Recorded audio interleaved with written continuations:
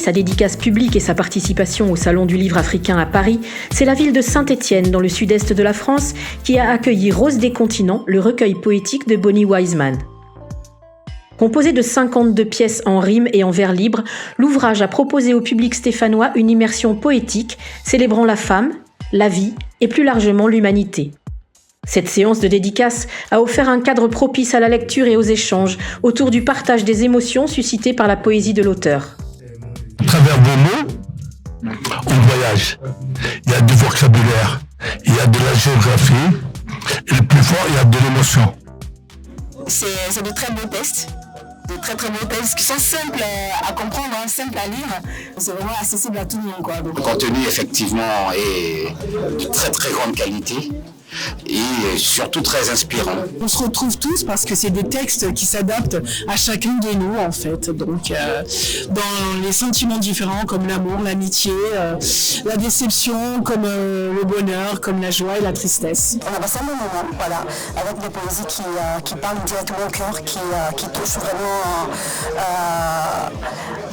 tous les aspects de nos vies, justement, en mettant en avant l'amour. Hommage à la femme, hommage à la mère, à la sensibilité, à la subtilité de cet amour. Une œuvre de belle facture, une œuvre qui met en évidence, bien entendu, les réalités vitales, ce que les uns les autres rencontrent parfois. Il y a beaucoup de passages moi, qui m'ont marqué dans le livre, beaucoup de passages, et je trouve qu'il est très intéressant. C'est pourquoi je conseille aux gens de l'acheter massivement. À travers Rose des continents, Bonnie Wiseman présente la poésie comme un espace de réflexion sur les émotions, les valeurs humaines et les identités vécues sur plusieurs territoires.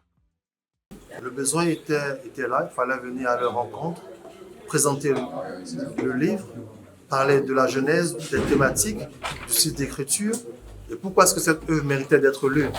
Organisée à l'invitation de l'association stéphanoise d'alphabétisation et d'intégration, cette rencontre s'est révélée être une réussite sur les plans littéraires et humains. Nous sommes très satisfaits, comme vous avez pu le constater, à travers la coloration de la salle. La salle était bondée de monde et tous ceux qui étaient présents étaient satisfaits. Je dirais que cette invitation avec l'auteur Bonnie Wiseman répond en fait, je dirais, à nos objectifs qui n'ont rien d'autre que l'intégration, et nous estimons que le poète, à travers le vers, contribue au fait de façon très efficace au fait à la détermination, à l'identification de la personnalité. Donc ce n'est rien d'autre que dans la droite ligne, dans la continuité des objectifs poursuivis par notre association. À Saint-Étienne, Rose des continents a offert à Bonnie Wiseman et à son public un cadre riche en échanges autour d'un recueil profondément inspiré par la vertu, l'amour et la vie.